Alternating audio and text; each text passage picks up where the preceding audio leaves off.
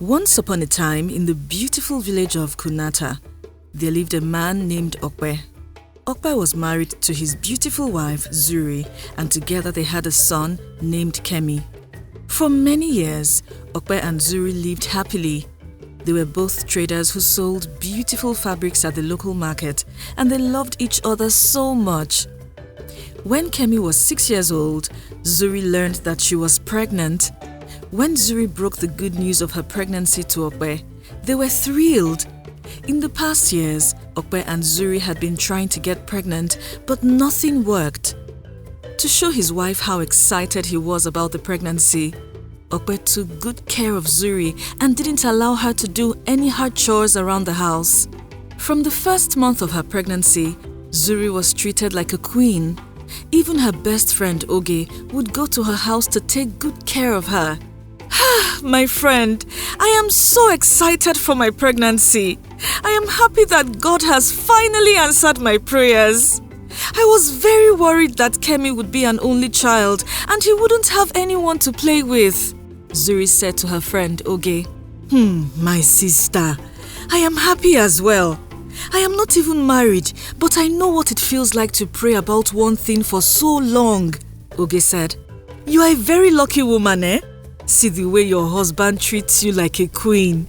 He doesn't even let you cough in peace, Oge added. Don't mind him. He's just excited for our baby. You need to see the way he was petting me the other day, Zuri said. You don't need to tell me. I have even seen the way he looks at you. The man really loves you, and I pray that God will give me a husband like him one day, Oge said. I know he will. You have been a very good friend to me since our secondary school days, and I know that God will reward you with a good man, Zuri smiled. And he should be rich, because I don't want to suffer with any man. I need someone who is God-fearing and already made.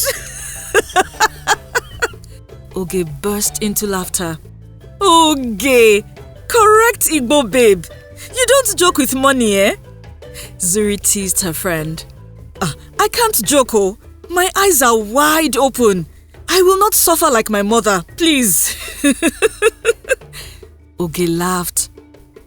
Oh yeah, what do you want to eat so I can prepare it for you before I return to my house? Oge asked. If you can make me egusi soup and pounded yam, I'll be very grateful and I'll love you forever. Zuri smiled. No problem. I will do whatever you want. But just know that your money is 20k, Oge said before disappearing into the kitchen. Don't worry. Okpe will pay you. Zuri laughed. Some days after Oge left Zuri's house, something terrible happened. That night, Zuri was on the bed sleeping when she suddenly felt a sharp pain in her lower abdomen. And when she got out of bed to use the bathroom, she realized that she was bleeding heavily. When Okpe saw that Zuri was bleeding, he rushed her to the hospital. Luckily for them, nothing had happened to the baby, but that was just the beginning of their problems. Babe, what happened? I left the house as soon as Okpe called me, Oge said as soon as she saw Zuri. Oge, you didn't have to come. It's 4 in the morning. You should have at least waited until dawn, Zuri said. I should wait until dawn while my best friend is lying on a hospital bed? God forbid, Oge said. Please tell me that the baby is fine, Oge added. Yes, the doctor said that the baby is fine, but she also said that I'll have a very complicated pregnancy and might experience bleeding like that periodically, Zuri said in a sad tone. God forbid! Your pregnancy will not be complicated. You will give birth safely and you and your baby will be in good health, Oge said. Amen, Zuri said. So, when will you be discharged? Oge asked. I don't know yet. The doctor didn't say anything about that, Zuri answered. That's not a problem. As long as you are here, your husband and I will take good care of you, Oge said. Once it's morning, I will go back home and cook you a nice pot of chicken pepper soup, Oge added. Make it goat meat pepper soup. I have been craving that for a while now, Zuri said. No problem. Just be good and I will take care of the rest, Oge said. For the remainder of that morning, Oge spent it gisting with Zuri, and when Zuri eventually slept off around 7 a.m., she left for the market. 2 days later, Zuri was discharged from the hospital. However, less than 2 weeks after returning home, the same thing happened again and Okpe had to take her back to the hospital. This time around, Zuri did not remain there for long. She was discharged the next day. Sadly, that wasn't the last time Zuri bled. As time passed, Zuri fell very sick and began to bleed often.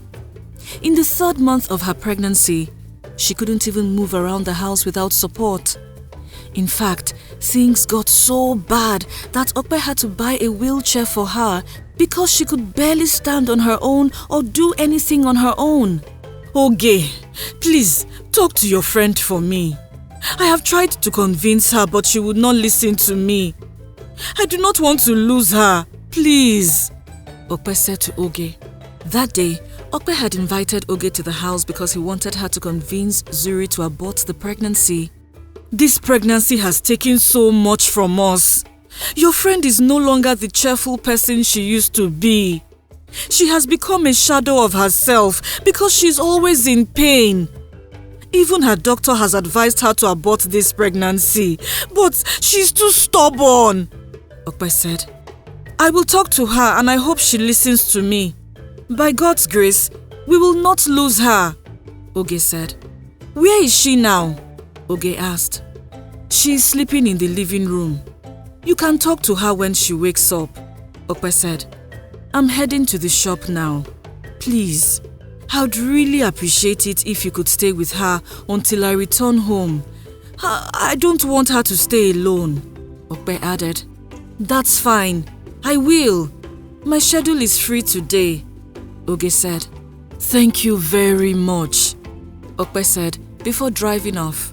While Oge and Okpe were discussing outside the house, they had no idea that Zuri had woken up and she saw them talking. Did Okpe invite you to come and convince me to abort this pregnancy? Zuri asked when Oge walked into the living room. Zuri, please just do what the doctor says, Oge said. Oge, how can you tell me to end the precious life God has planted in me? Even if my husband were to advise you, wouldn't you tell him no? Zuri said in a teary voice. Zuri, I do not want to lose you. Your husband and son do not want to lose you. If you abort this pregnancy, you can always get pregnant again. If something happens to you now, who do you think will take care of your son? Okpe? He will mourn you for a few months and marry a younger woman, Oge said. I have heard you, but my decision is final. I will not abort this pregnancy. I didn't come this far to give up, and you're saying that I will get pregnant again. Have you forgotten how long it took me to get pregnant again? 5 long years! Zuri said in a teary voice. It doesn't matter, Zuri. This pregnancy is not what we thought it would be. I know it's not an easy decision, but you have to be considerate. Zuri, please.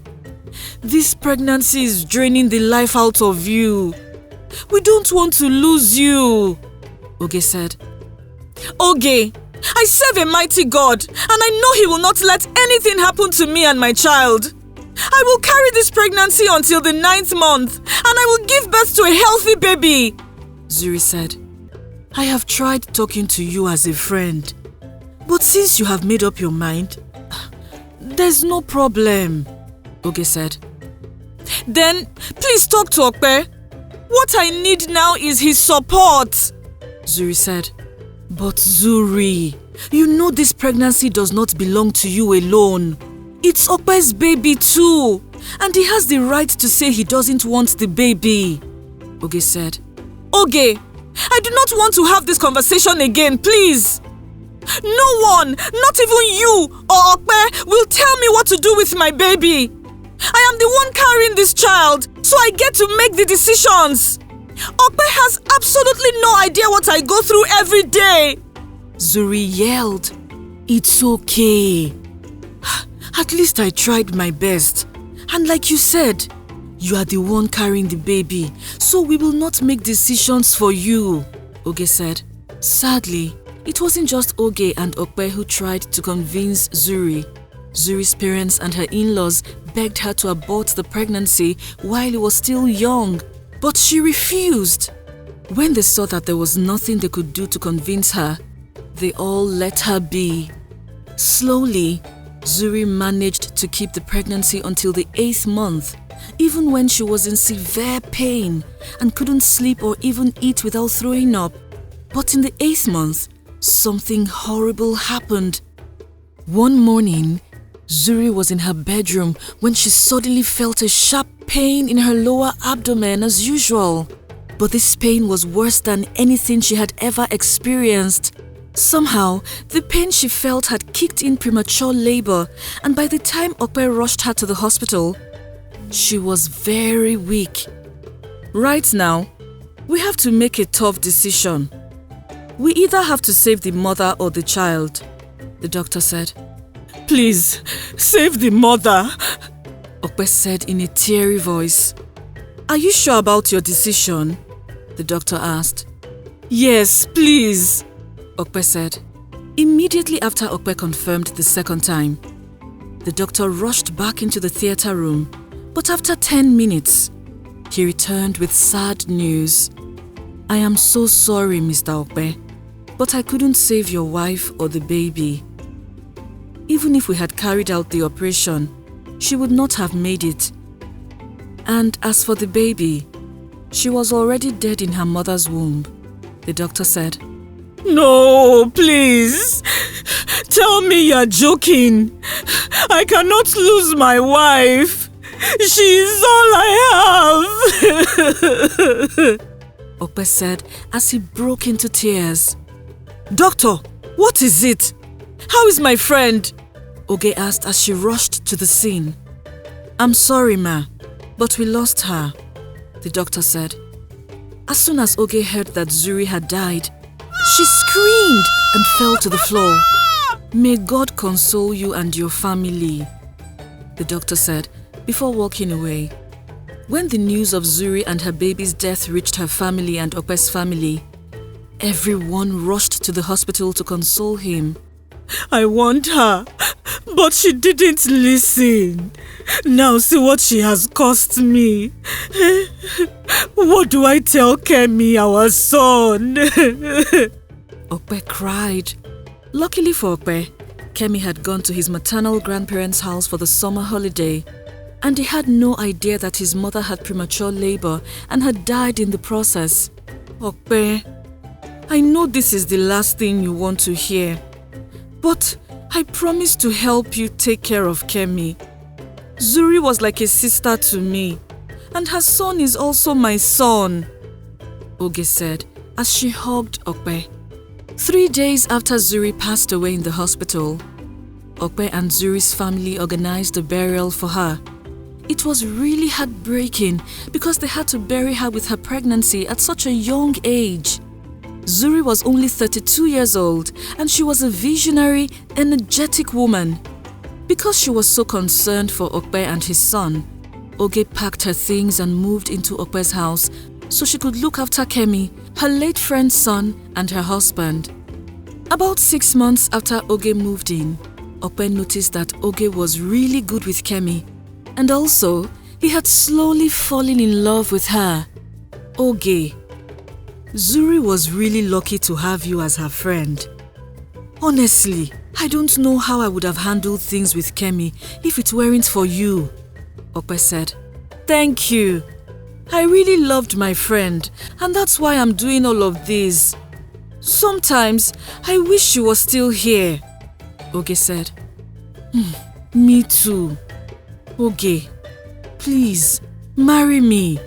I know you might not know me so well, but I know you. I have thought about this very well, and if there's anyone who will look after Kemi like her own child, It's you, Okpe said. Really? You want me to marry you? Wouldn't it look like I'm betraying my friend? Oge asked. No, you are not betraying Zuri.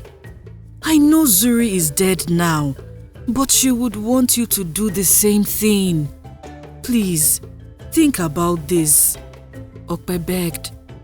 While Okpe was begging Oge to consider his proposal, he had no idea that Oge had a big skeleton in her closet, and if he ever found out, he would chase her away from his son and his life. Watch out for part 2. Did you enjoy this story? Tell us your favorite part in the comment section below. Please like, share and subscribe to our channel. Also, do not forget to follow our channel on Facebook and Instagram. Thank you.